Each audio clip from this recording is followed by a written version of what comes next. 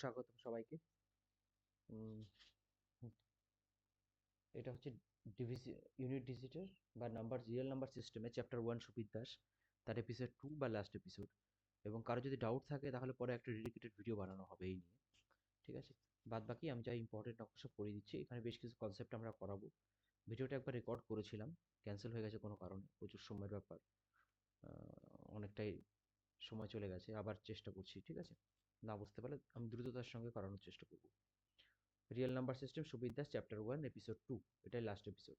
তাহলে আমার unit digit কাকে বলে? ইউনিট ডিজিট বলা হয় যে একক, দশক, শতক যদি এইভাবে লিখি আমরা একটা সংখ্যার, তাহলে প্রথম যে সংখ্যাটা ডান দিক থেকে যে প্রথম সংখ্যা সেটা এককের অঙ্ক, পরেরটা দশকের অঙ্ক, তারপরে শতক, হাজার, অযুত, লক্ষ, নিযুত, কোটি। আমরা জানি এটা ছোটবেলা। ঠিক আছে, কিন্তু আমরা প্রথমে এই যে ইউনিট লাস্ট ডিজিটটা কত হবে সেটাকেই বলা হয় ইউনিট ডিজিট। ঠিক আছে, তাহলে এই সংখ্যাটার লাস্ট ডিজিটটা কত হবে সেটা আমাকে বের করতে হবে। এবার আমি কিছু কনসেপ্ট করিয়ে দিই। কনসেপ্টটা হচ্ছে, যদি একের ওপরে যে কোনো পাওয়ার থাকে, আমরা কি জানি এক হয়। এককে তুমি 100 বার গুণ করলেও একই হবে, তাহলে একের উপর যেই পাওয়ারই থাকুক না কেন এক হবে। আমাদের ইউনিট ডিজিটে বের করতে হয় যে কোনো সংখ্যা কখন গিয়ে রিপিট হবে, মানে একটি সংখ্যা বারবার আসতে থাকবে। যেমন 2 এর স্কোয়ার 4, 2 এর কিউব 8, 2 টু দি পাওয়ার 4 হচ্ছে 16। এবার 16-র সঙ্গে তুমি যখনই 16 গুণ করবে, এটা কিন্তু 6 থাকবে। দেখো, তাহলে আমরা 6 আনার চেষ্টা করব, 6 বা 1 এরকম টাইপের কিছু আনার চেষ্টা করব। এই দুটো, কারণ এই দুটো সংখ্যাকে আমি যতবার গুণ করি সংখ্যা দুটো সেম থাকে। 6, 1, 5, দেখো 5-এর সঙ্গে 5 গুণ করলে 5 হবে, 6-এর সঙ্গে 6 গুণ করলে 6 হবে। তুমি যতবার গুণ করো 6-কে, একক যে সংখ্যাটা ইউনিট ডিজিট সেটা 6ই থাকবে। 5-এর ক্ষেত্রেও তাই, 1-এর ক্ষেত্রেও তাই। আমরা সেটা বের করব।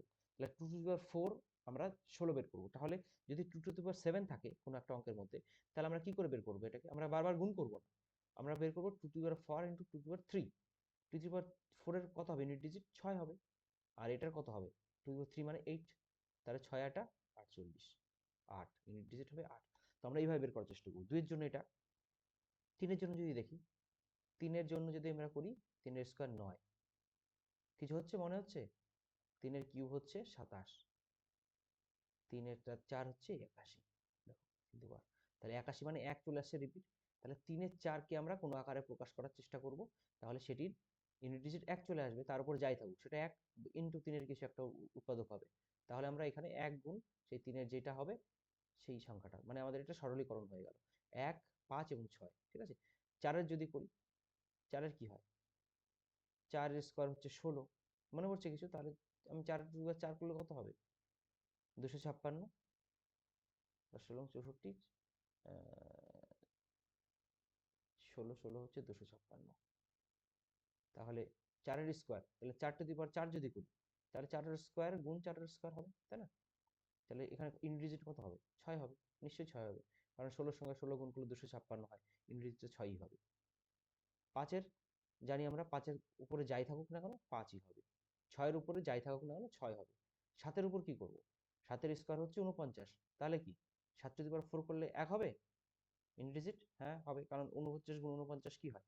9 9 81, তো একই তো হবে। 7 টু দি পাওয়ার 81। 8 এর যদি করি, 8 এর স্কয়ার 64। তাহলে তাহলে 64 এবং 8 টু দি পাওয়ার 4 করলে কত হবে? 64 গুণ 64, 8 টু দি পাওয়ার স্কয়ার করলে কত হবে? 6 হবে। 8 টু দি পাওয়ার 4 করলেও 6 হবে। ঠিক আছে, তাহলে আমরা এই কয়টি আকারে প্রকাশ করব সবসময়, দেখবে এই আমরা চেষ্টা করব বেশিরভাগ ক্ষেত্রেই আমাদের করতে হবে 4-এর আকারে আনতে হবে, তাই তো? 2 টু দি পাওয়ার 4 এই একটা, 3 টু দি পাওয়ার 4 1 হয়ে যাবে, 4 টু দি পাওয়ার 4 করলে 6 হয়ে যাবে, 6 টু দি পাওয়ার তো বাদ দাও, 7 দাও, দরকার নেই। ঠিক আছে, তাহলে এই কটার মধ্যে আমাদের এই কটাই হচ্ছে ব্যাপার। 8 টু দি পাওয়ার 4, 8, 2, 3 আর 4, এইগুলো। ঠিক আছে, আর 7-এর 4, 7-এর 4 মানে হচ্ছে 1। তাহলে আমরা অঙ্কটা যদি এখন করতে যাই, তাহলে কি করতে হবে? আমার দেখো, 1-এর 1 মানে কি? এটা 1। 2-এর 2 মানে 2-এর স্কয়ার মানে 4। 3-এর স্কয়ার এবং কিউব, 3-এর কিউব মানে হচ্ছে 3 3 9, 3 9 27, তাহলে 7। 4-এর স্কয়ার মানে কি? এটা কি করলাম, 4-এর স্কয়ার মানে 6 রিপিট হয়। 5-এর উপরে 5 থাকবে, 6-এর উপরে কি থাকবে? 6 থাকবে। তাহলে অঙ্কটা করলে কত হয়? 6 এর 5 11, 11 আর 6 17, 17 আর 7 24, 24 আর 4 28, 28 আর 1 29, 29 মানে হচ্ছে একক সংখ্যা হচ্ছে 9। আশা করি বুঝতে পেরেছো সবাই, ইউনিট ডিজিট ক্লিয়ার হয়ে যাওয়ার কথা, এরপরে আর কোনো সমস্যা থাকার কথা নয়। ওকে, কারোর সঙ্গে ডাউট থাকলে কমেন্ট করবে, আমি একটা ভিডিও বানিয়ে দেবো। তাহলে কি বলছে এখানে, এখানে কি বলছে 1⁸8, তাহলে এটার জন্য কত থাকবে, এর একক সংখ্যা তো একই আসবে, আর একক সংখ্যা 2, তাহলে 2 এর একে 3, বি উত্তর। দেখো কত সহজ অঙ্কটা হয়ে গেল, সিজিএল এ 2011 সালে এসেছিল। 4-এর 245 গুণ 1-এর 72, তাহলে এটা তো দেখার দরকারই নেই, কারণ আমরা জানি এর একক সংখ্যা একই আসবে, এটা ক্যান্সেল।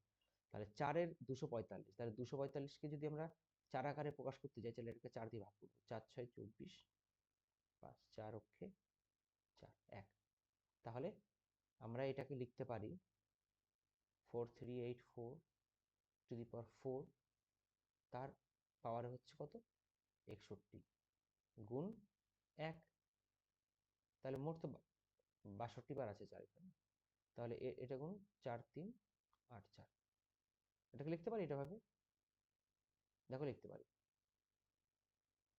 244 গুণ 1। তাহলে এটার জন্য কত আসবে ইউনিট ডিজিট, এটাকে কিভাবে লিখলাম বুঝতে পারছো? কারো যদি সন্দেহ থাকে, দেখো এই ভেতরে টার্মটা, সেটা টু দি পাওয়ার আমরা 244 যোগ 1 লিখতে পারি, 245কে 244কে আমরা এইভাবে ভেঙে দিয়েছি, এই যে ভাগটা করে এইভাবে ভেঙে দিয়েছি, ঠিক আছে? ভালো করে দেখে নেবে, স্পিডে করাচ্ছি তার মানে এই নয়, ব্যাপারটা খুব সহজ, এটাকে প্র্যাকটিস করে করে আয়ত্ত করতে হবে। তাহলে এটার জন্য আসবে 6, আর এটার জন্য আসবে এই 4 আসবে, তাহলে 24 4, তাহলে উনিট হবে 4, ঠিক আছে? ভালো করে দেখে নেবে আরেকবার, না বুঝতে পারলে বলবে। দুটি পরপর বিজোড় সংখ্যার গুণফল 6 7 3 2 3, দেখো এই অঙ্কটা আমরা এইভাবে করব, এই অঙ্কটা অনেকভাবে করা যায়, এই অঙ্কটা এইভাবে করবো আমরা। বড় সংখ্যাটি বলছে 89, তাহলে সংখ্যা দুটি কত হতে পারে, 88 আর 89 হতে পারে, 85 আর 84 হতে পারে, 91 84 না সরি 87, কারণ বিজোড় সংখ্যা তো 88 বাদ যাবে, আর এখানে হবে 83, এখানে হবে 89, এখানে হবে 83 81।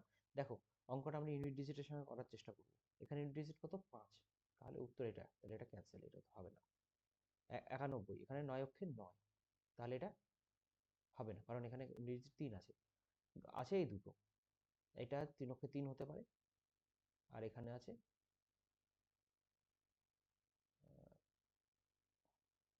8 9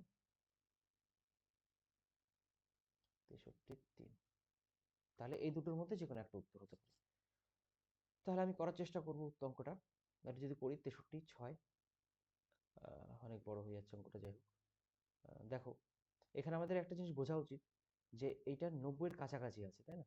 তাহলে 90 90 এটা হয়ে যাবে অনেক বেশি হয়ে যাবে, এটা এটা কিন্তু 67 নয়।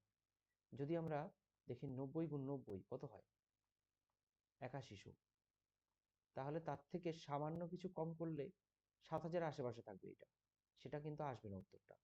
আমাদের সেই তুলনায় দেখতে গেলে 81, দেখো আমি এটা অভিজ্ঞতা থেকে বলছি, ঠিক আছে? তোমরা পরবর্তীকালে অঙ্কগুলো এইভাবে অ্যাপ্রোচ করবে।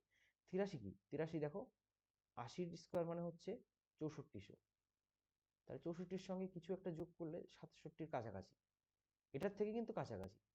81-র চেয়ে এই উত্তরটা বেশি দূরে, 2000 ডিফারেন্স, আর 64-র থেকে মাত্র 300 ডিফারেন্স, তাহলে এটা হওয়ার সম্ভাবনাটা বেশি। এই গুণটা করে দেখি, তাই তো? তাহলে 81 আমি গুণটা করেছি অখণ্ড সংখ্যা যোগ বিয়োগে, দেখে নিও চ্যাপ্টারটা একবার। 3 অক্ষে 3, 8 অক্ষে 8, 8 দেখো 8 অক্ষে 8, 3 8 24, 24 আর 8 32-এর 2, 32-এর 2 হাতে 3, 8 8 64 আর 3 67, উত্তরটা এটা বেরোলো। এটা আমরা গুণ করে দেখতে পারি, গুণ করলে উত্তরটা আসবে না, গুণ করলে এর থেকে উত্তরটা অনেক বেশি আসবে, ঠিক আছে?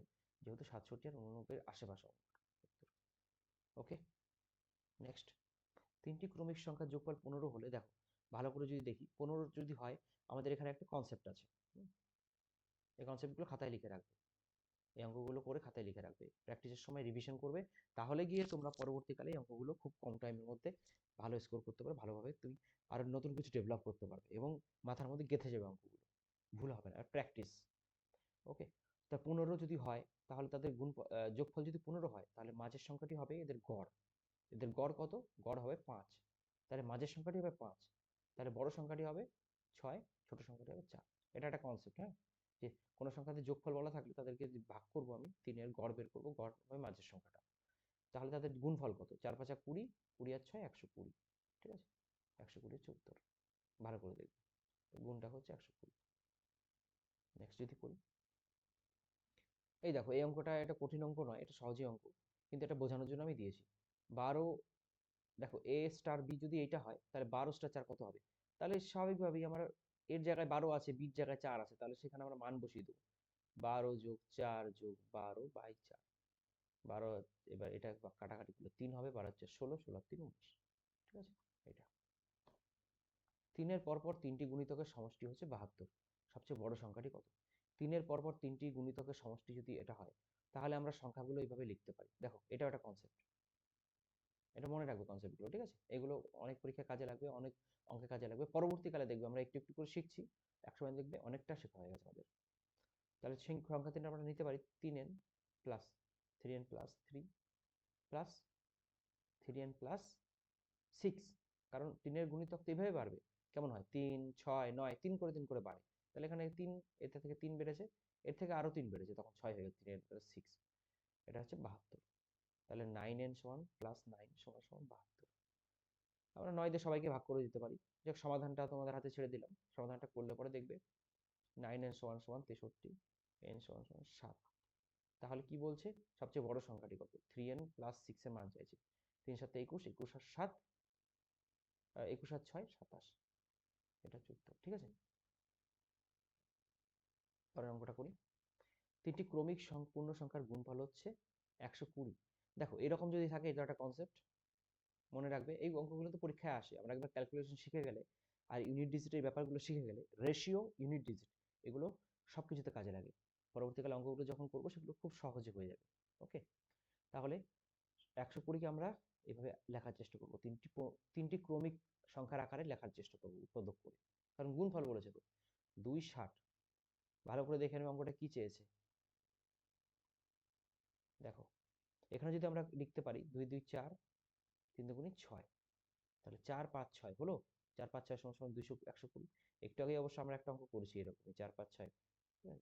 তাহলে যোগফল কত হবে? 4 5, এটা এভাবে লিখলে আমরা যোগফল কত হবে? তিনটে সংখ্যার যোগফল হচ্ছে 4 আর 5 9, 9 আর 6 15। তারপরে অঙ্কটা দেখি। বুঝতে পারছো? খুব স্পিডে করাচ্ছি, আমি বুঝতে পারছি, কিন্তু কনসেপ্টগুলো মাথায় রাখবে। কনসেপ্টগুলো মাথায় রাখলে এইভাবেই অঙ্কগুলো করা, এইভাবে অ্যাপ্রোচগুলো এইভাবেই হবে, ঠিক আছে? দুটি সংখ্যার গুণফল 5, একটি সংখ্যা 3-এর 2 হলে সংখ্যা দুটির সমষ্টি কত? দেখো দুটি সংখ্যার গুণফল হচ্ছে 5, তাহলে একটি সংখ্যা 3-এর 2 বলছে, তাহলে আরেকটি সংখ্যা x ধরবো, 3-এর 2 সমান সমান 5। তাহলে সংখ্যাটি কত? কোনাকুনি আমরা জানি গুণ হয়ে যায় ভগ্নাংশের যোগফলে গুণফলে। তাহলে এর নিচে 1 থাকলে আমরা ধরে নেব 10/3, ঠিক আছে?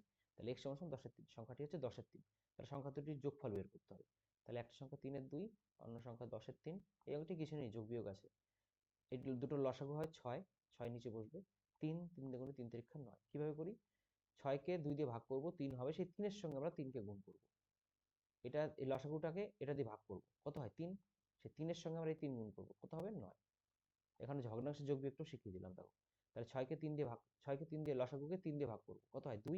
2 দুগুণে 10 দুগুণে 20। তাহলে কত হয়? 29-এর 6। দেখো এখানে আমরা প্রথমে এটাকে পূর্ণ সংখ্যা আকার করার কোনো দরকার নেই, কারণ পরীক্ষার টাইম খুব কম থাকে। তাহলে এর মধ্যে লব কোনোটায় 2 আছে, 6 আছে? হ্যাঁ, তাহলে 6 আছে। 6কে এটা ভাঙলে কি করব? এটা ভেঙে কি করে দেখি? 4 6 24, 24 যোগ 5 29। তাহলে এটাই তো উত্তর। হ্যাঁ, এটাই উত্তর। ওকে, দেখে নিও একবার। দেখো এটা কি বলছে? সহজ অঙ্ক। আমাদের একটু আগে করলাম যে 2 এর 4 মানে হচ্ছে ইউনিট ডিজিটে 6 আসে। তাহলে 2 কে 4 করলে ইউনিট ডিজিটে 6 আসবে। তাহলে আমাকে এটা লিখতে হবে কি আকারে? 33 কে 4 এর বর্গ আকারে। 4 দিয়ে ভাগ করব, 4 8 32। তাহলে আমরা এটাকে লিখতে পারি 232 গুণ 32 গুণ 232, এরকম ভাবে লিখতে পারি। এটা 1, ঠিক আছে?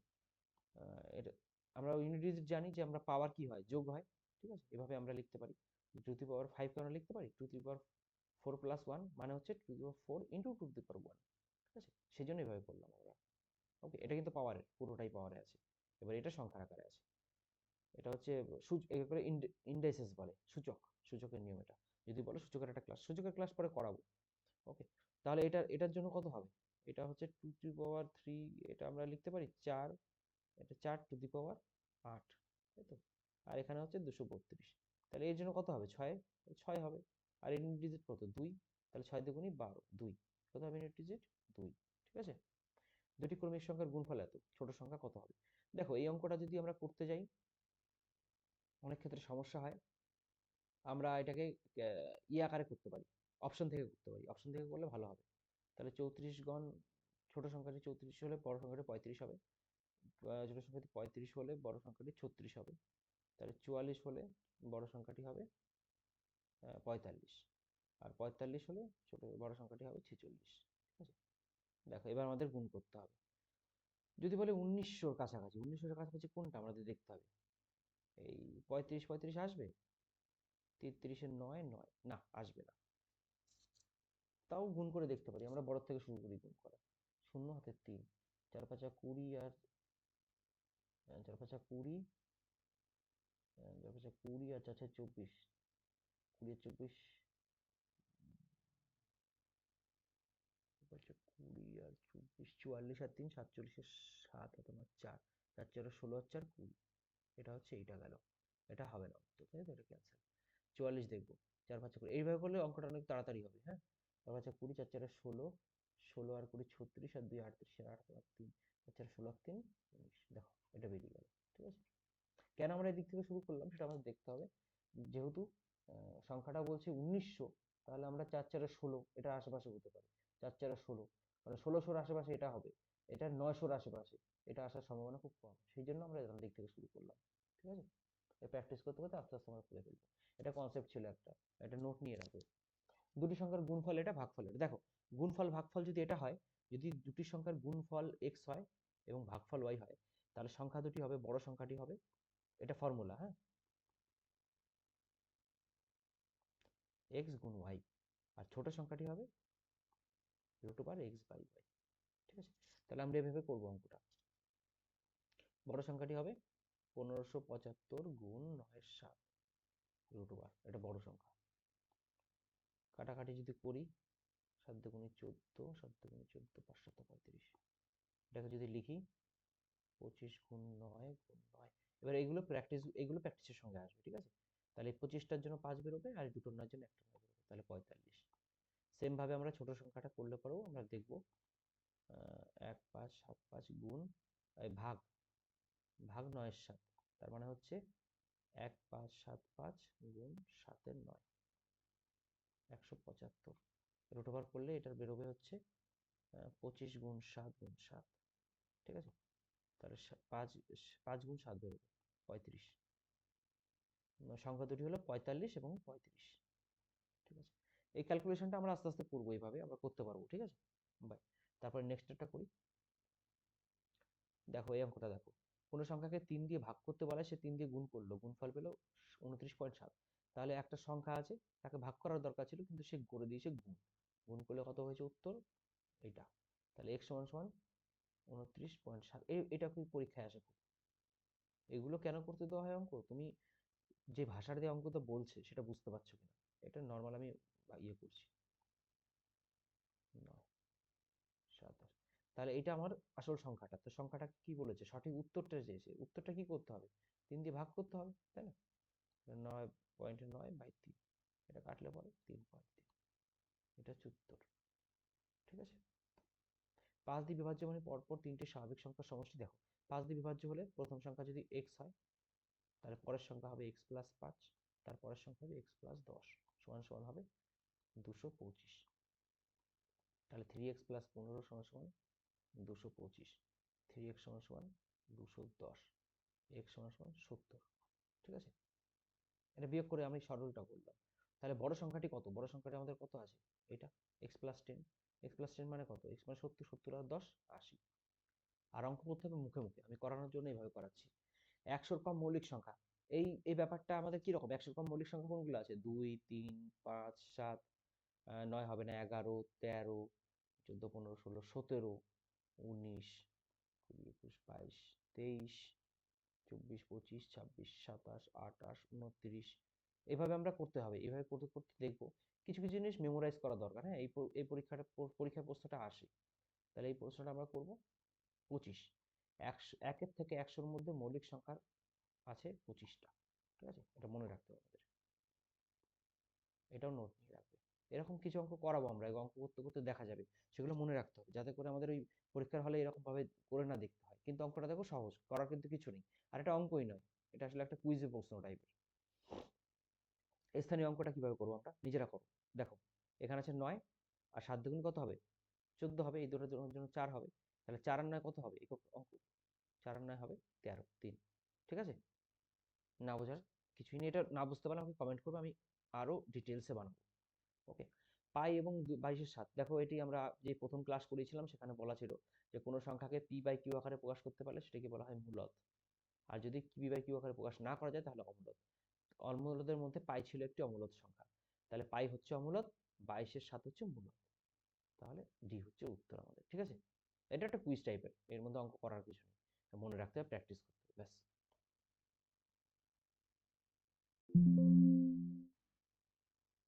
শেষ হয়ে গেল আজকের ক্লাস। সবাইকে অনেক ধন্যবাদ।